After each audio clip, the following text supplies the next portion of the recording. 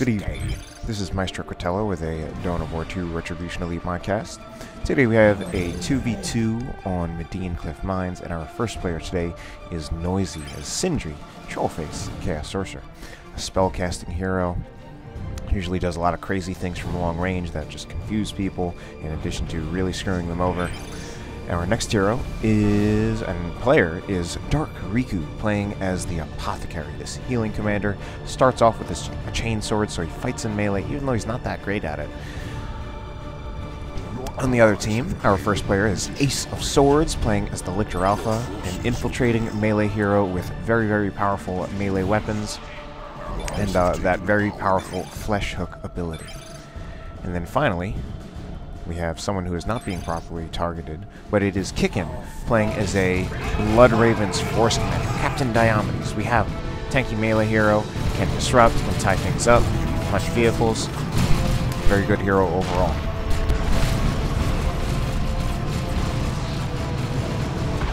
So Doom Bolt's going in, doing a lot of damage to those Tactical Marines, but they still managed to get out of there with all three of their models. And we have the Sorcerer right here, played by Noisy. One of the best Sorcerer players around. Of course, Noisy just kind of plays a little bit of everything. I'm very interested to see what he does with the Sorcerer in this match, because I'm always interested to see what a very good Sorcerer player does. Interestingly, he has not gotten another squad yet. He's only got 2 heretics. Normally you would actually see 3 from him, and he hasn't gotten any other kind of squad either. Actually going for an early aspiring champion without even getting 3rd squad. Looks like instead Noisy spent much of his requisition on putting down generators. And this could also be potentially tough for Noisy. It is a team game, but his opponents are playing 2 of the Sorcerer's worst matchups, and these are both the Force Commander. The Lictor Alpha especially is an absolutely horrendous matchup for the Sorcerer, and the Force Commander is also very, very bad. But he's got a teammate to help him out.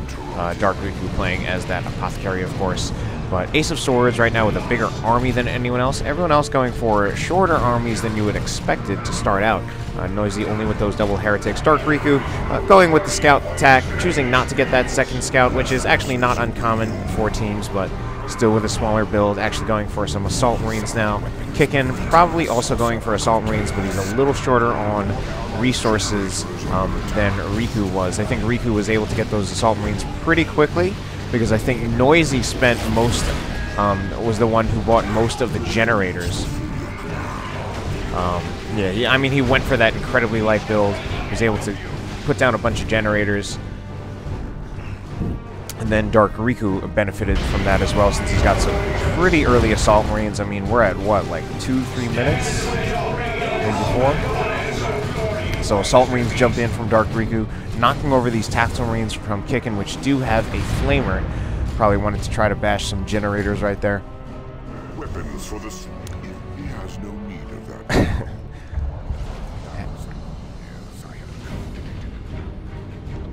Alright, we got some Termagants capturing and decapping. Going to decap the blue team natural VP. In fact, the red team has not lost a single VP ticket. They are still at 500. But we have the blue team in the middle, Dark Riku, basically capturing up the entire middle. And he's also going for the side VP with his scouts. Unfortunately, his bolter scouts do not really stand a chance against Kickin's shotgun scouts. The shotgun scouts, of course, don't have as much range, but once they get into range, they will be doing way more damage than those bolter scouts. Noise Marines out for Noisy. Oh, that's great. That's kind of funny. But Noise Marines out for Noisy. Interesting to see double heretics straight into Noise Marines. That's a very, very uncommon build. Usually you would expect to see a CSM there, and if a Sorcerer player or a Chaos player doesn't get a CSM, then usually the first power unit they're going to get is going to be a Hat. And we have this heretic here is overextending just slightly, and I think very, very lucky to get out of there alive with the special attack from the Sorcerer, as well as the cacophony from the Noise Marines. And right now, Noisy doing pretty well to win that engagement, despite being against the Lictor Alpha and I think actually having fewer units present. I mean, he's still got this Heretic squad wasn't even part of that engagement, so he won that engagement with his Noise Marines, his Sorcerer, and the Aspiring Champion Heretic squad. Meanwhile, over here, it's always a terrible situation when you are retreating and you have a Flamer or just anything that's really quickly burning down your generators. And this is getting Riku to kind of walk back out, slightly under strength, although you can afford to do that more as the Apothecary, because you can expect that you will eventually have a heal ready, even if it is currently on cooldown. And you also get that passive healing aura as well. We had the Assault Marines from Kickin jump on Riku's Tactical Marines, so his Tactical Marines need to get out of there. They're actually going into the firing arc of the base turrets so that they can get the suppression, and of course, Assault Marines do not counter a base turret. Ooh, these Heretics in a lot of trouble. They are going to go down. That's one Heretic squad down for Noisy. He does manage to get a full generator bash off in return.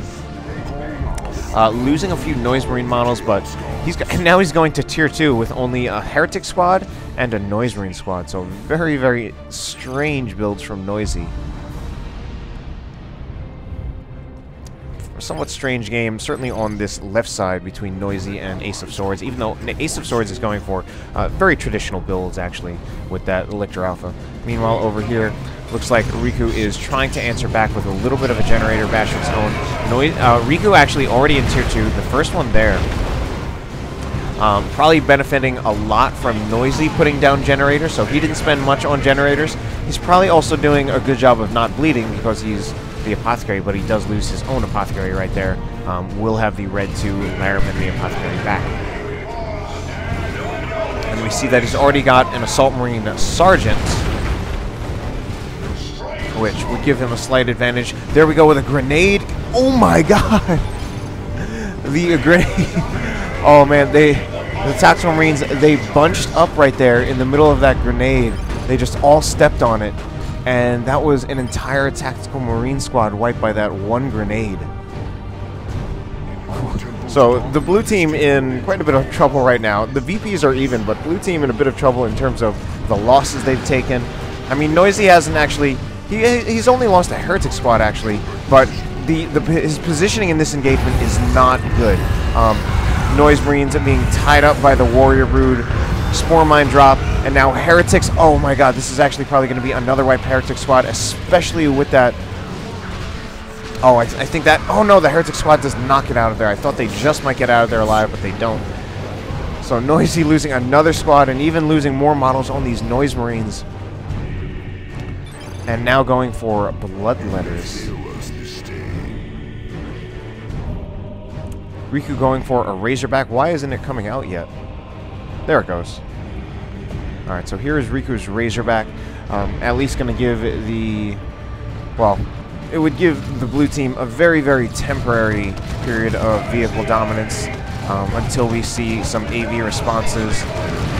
We already see that the Force Commander has upgraded to the Thunderhammer, so he might want to... He may or may not switch to the Power Fist. The Power Fist, of course, a good anti-vehicle option, but a little harder to use against something like a Razorback than a Dreadnought, and it might need to be coupled with an Assault Marine Melta or a Teleporter Pack. So right now, the Power Fist might not be the best choice. He already committed to the Thunderhammer. But I expect we might see a missile launcher as well as a Melta-Bombs on his Tactical Marines. Nevertheless, right now, Riku is actually winning his engagements, kind of on the power of this Razorback. Meanwhile, over here, Noisy struggling a little bit more, getting his Sorcerer Flesh-Soaked, and he purchased a Bloodletters, which is an interesting choice. They can certainly do really, really nasty things to units in melee. But he does also have to watch out for the fact, I mean, they've already been hit by Crippling Snare twice, and that's actually being a really, really big problem for them. They already lost a model, and I was going to say that they should probably try to phase into the warp to become invulnerable before they lose a model so that they can heal a bit from the Heretics while also being invulnerable. New Heretic squad for Noisy. He's been through 2 of them, but he had Aspiring Champions on both of them, so he's sunk 50 power on Heretic Aspiring Champions that he ultimately lost. And I'm actually very surprised with how basically how relatively even the blue team is managing to keep this, despite the unit losses they've taken, and the red team not having taken comparable unit losses. So the blue team must have done some better things economically. Possibly, I would say, Noisy getting those early generators, basically allowing them to get power early, and Noisy in particular just straight up going for a cheaper build. Meanwhile, Riku was able to use that, basically save his requisition, use the extra power they got, and they also kind of went for light builds, but Ace of Swords and Kickin didn't exactly go for long builds, but they are somehow only seem to be keeping pace with Riku and Noisy in terms of tech. Ooh, and right there we see that this Lictor Alpha actually has the Scything Talons, which I actually feel like you don't see that often because most Lictor Alpha players will just get the Feeder Tendrils. And I mean, why not? You get such an incredibly powerful weapon that heals very, very well. It basically heals. This might be another dead Heretic squad. You see another detonation. There's another dead Heretic squad. So there's the third dead Heretic squad. And that is one of the challenges of dealing with the Lictor Alpha. Basically, that certainly for, well, possibly for anyone, but especially for the Sorcerer and for Chaos, those Spore Mines are incredibly good against Heretics. Good for wiping them out, to be honest. Just wiping them out, forcing them off, and then even killing them in retreat. So Noisy losing 3 Heretic squads already. He now has a Dreadnought, which is, of course, forcing Ace of Swords to get a Venom Brood. Pretty much the AV response that Tyranids have in Tier 2.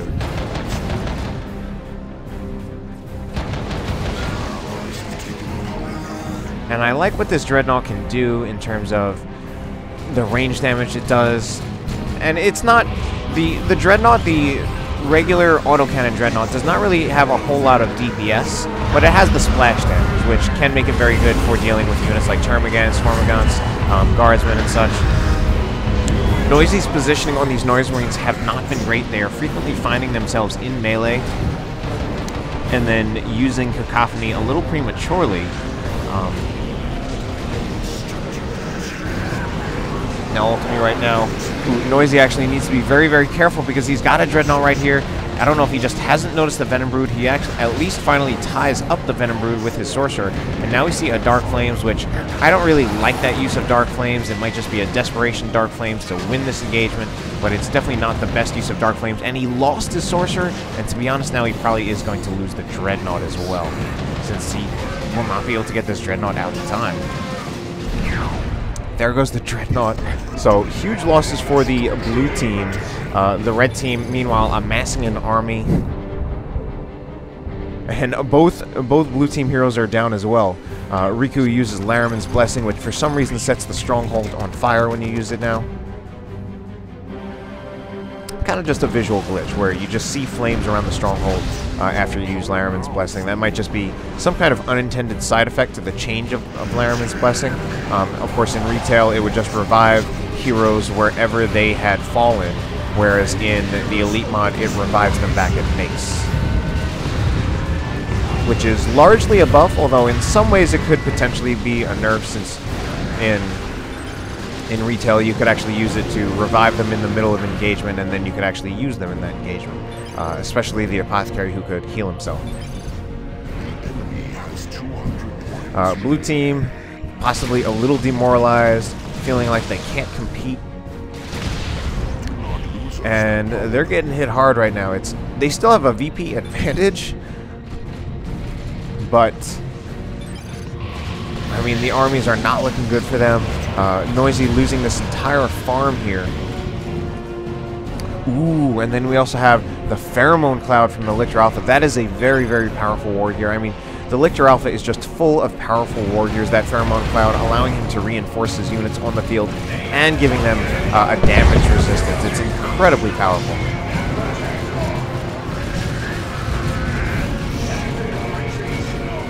And I feel like we just had a squad wipe there, or maybe just a bunch of models. 2 Assault Marine models go down. And just a grenade went in right there. And what's going on right here? Bloodletter's in a bit of trouble right now. I think they should phase into the warp. Just too many things going on right there for those Bloodletters. Oh no, the Bloodletters get knocked down. Bloodletters now still at 4 out of 4 models. They have phased out of the warp, but now they need to get out of there. Get out of there.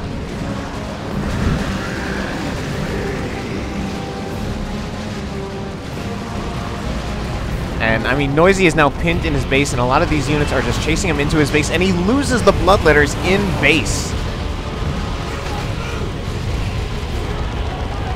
Alright, VP's now starting to tick down in favor of the red team. Somehow they've been dominating for pretty much the whole game in terms of actually fighting, but somehow the VPs are really, really even.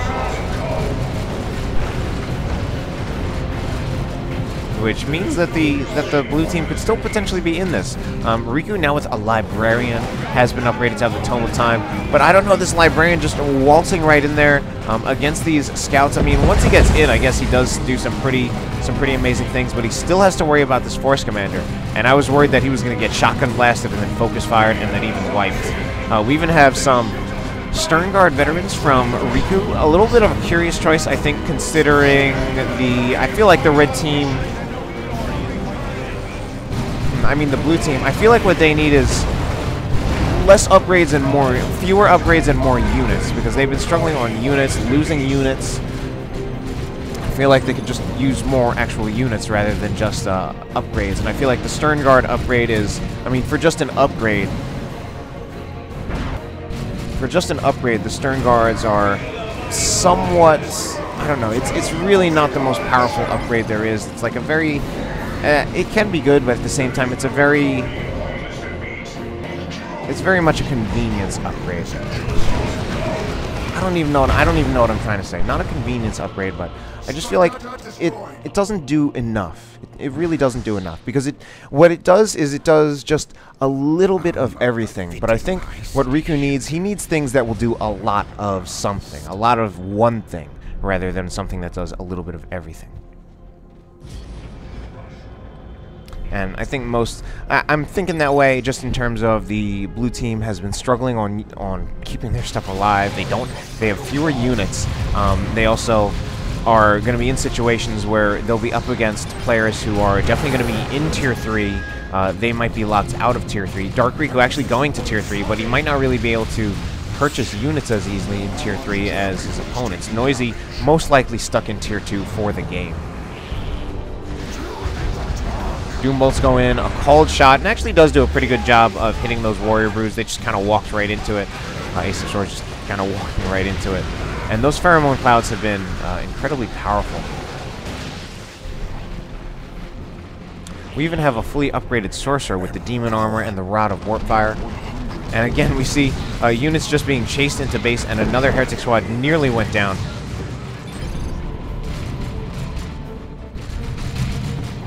Riku trying to double Ace of Swords to just help Noisy out. It's now 98 to 174, and I think Noisy apparently going for more generator bashes. And I think the blue team, they should probably prioritize getting out new units, getting out entirely new units, just to try to do what they need. And they have to anticipate that their opponents are going to be in Tier 3. Certainly they already know that Kickin is in Tier 3 because of these Assault Terminators, and that's one thing that they already have to worry about. So Riku's the one in the lane with these Assault Terminators, and I feel like his answers to the Assault Terminators right now are relatively limited. He mostly has the Stern Guards with their special ammunition. And here we even go with the Tyranna formation, just winning an engagement, disrupting a lot of stuff.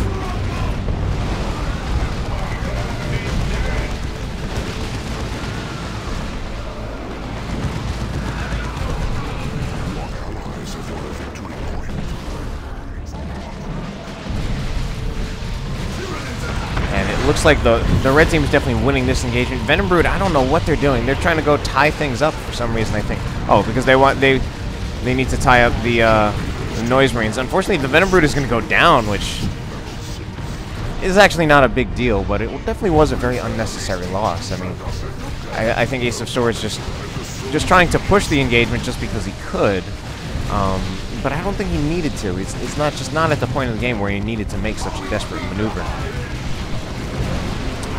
What the red team does need to do is capture the points, because I think they've been winning handily on the basically in the engagements, but I guess they just haven't been disciplined about keeping their victory points, or the blue team has actually been doing a lot of backcapping, in part because that's probably what they have to do at this point to win the game.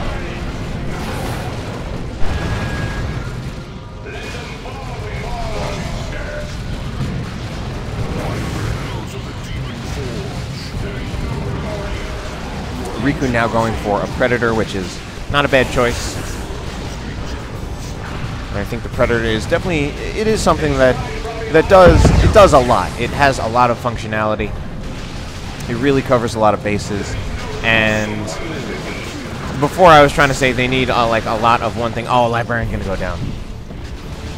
But I actually feel like in a way the Predator does a lot of everything instead of doing a little bit of everything. So a Predator is a good choice. And that's one of the things that's so great about a Predator, or really any tank. It actually does do a lot of everything.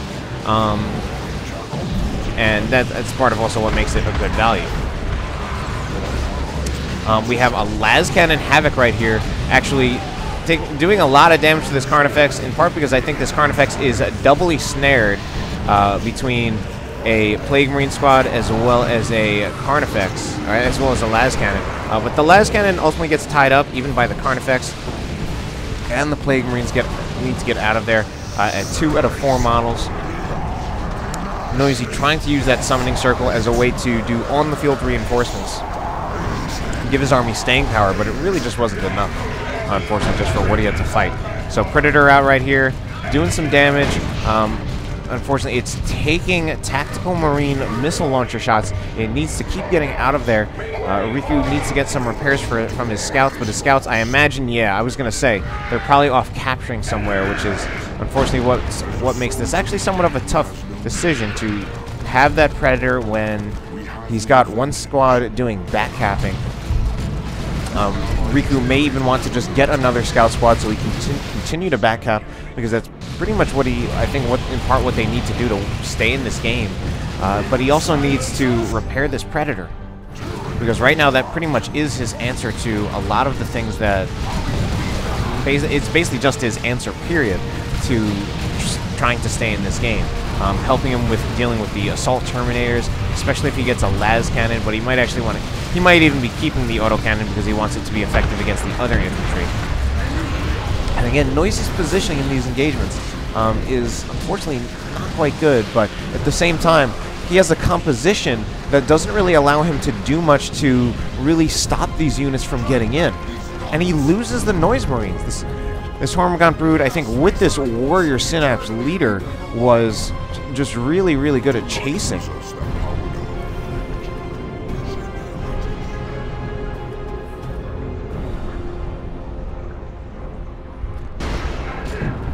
So the VP is still incredibly even, despite the blue team getting absolutely mauled pretty much throughout this entire game, I feel like.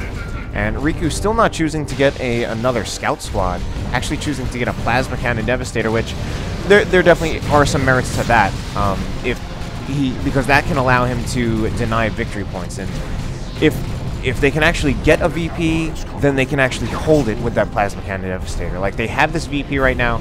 If you can put a Plasma Cannon Devastator right behind these cover walls, they can actually hold that VP even with like no army. And it's actually a 1-to-1 cap. The red team is going to get this VP, I believe. Unfortunately, this is going to be the end of this Predator, just with the positioning it's in, and Riku overextending it and not choosing to get a second scout. So unfortunately, that's probably not good for them. But it's actually a 1-to-0 cap for the red team. I mean, for the blue team.